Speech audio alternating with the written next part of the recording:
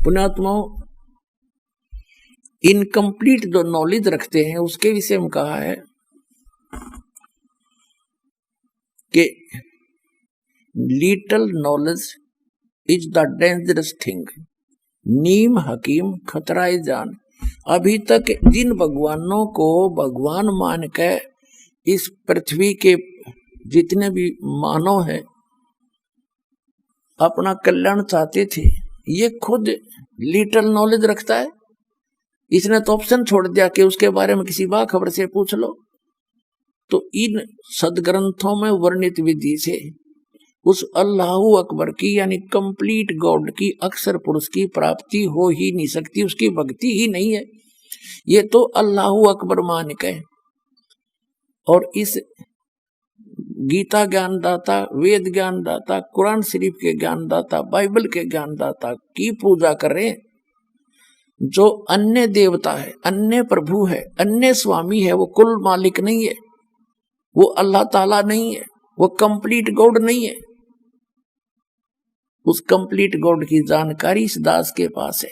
ये देखिएगा, ये पवित्र बाइबल है, संपूर्ण जीवन अध्ययन बाइबल। ये कहां से छपा ये देख लीजिएगा। ये देखिएगा, journal editor down and C stamps, associate editor ये Wesley Adams PhD, life publishers international.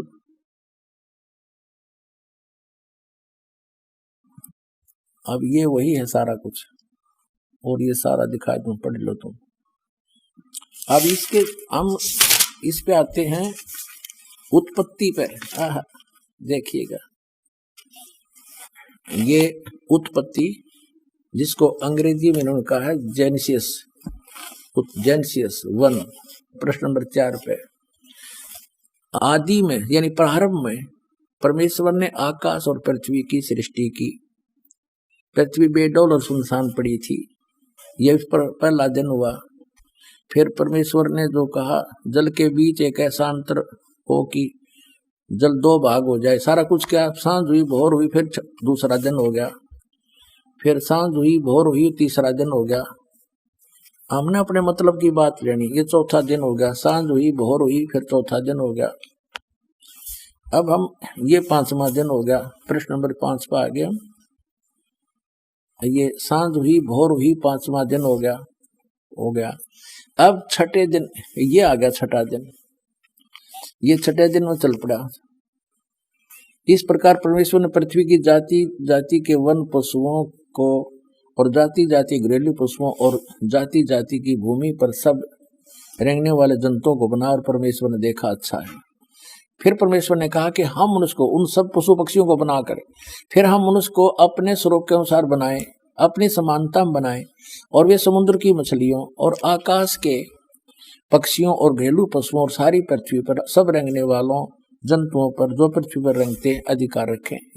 इनका इनसे समझदार हो, जैसे भैंस, गाय, बैल, इनको हमने अपने काम के लिए प्रयोग कर लिया। इनको खाना नहीं, सताना नहीं।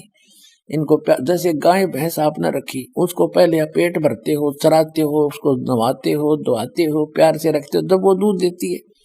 तो ऐसे कहा, खाने के लिए नहीं कहा उस मालिक ने। देखो आगे, तो परमेश्वर ने कहा मनुष्य को अपने स्वरूप के अनुसार बनाए, अपनी समानता बनाए। तो भगवान फिर कैसा हुआ?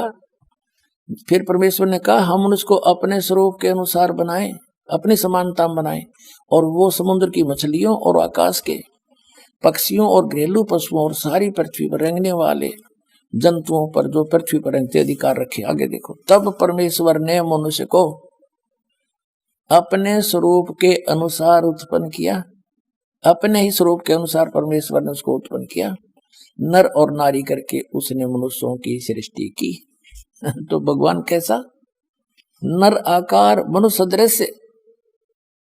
जैसे जिनको परमात्मा मिले, सचखंड लेकर गए, वापस छोड़ा, उन्होंने बताया हमरे ही निहार है, हमारा सृजनहार, अपना हमारा भगवान हमारे जैसी शक्ल का है। लेकिन उसकी बॉडी, वो उस वहां जाकर के सभी का जो शरीर है इमोर्टल हो जाता है, अविनाशी शरीर मिलता है। वो मटेरियल सारा अविनाशी मटेरियल का शरीर है।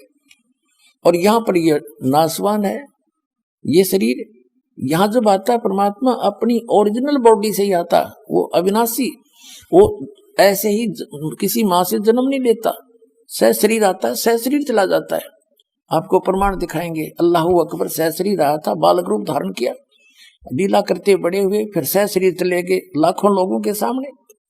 अब ये स्पष्ट हो गया कि परमात्मा ने मनुष्य को अपने जैसा अपनी सूरत में अपने शकल के अनुसार अपने जैसा रचा, तो भगवान भी अल्लाह भी मनुष्य जैसा है। भाई जो गुरु बचन पे डट गे रकट गे फंद 84 के, भाई जो गुरु बचन पे डट गे रकट गे फंद 84 के, कट गे फंद 84 के, रकट गे फंद 84 के, भाई जो गुरु बचन पे डट गे रकट गे फंद 84 के।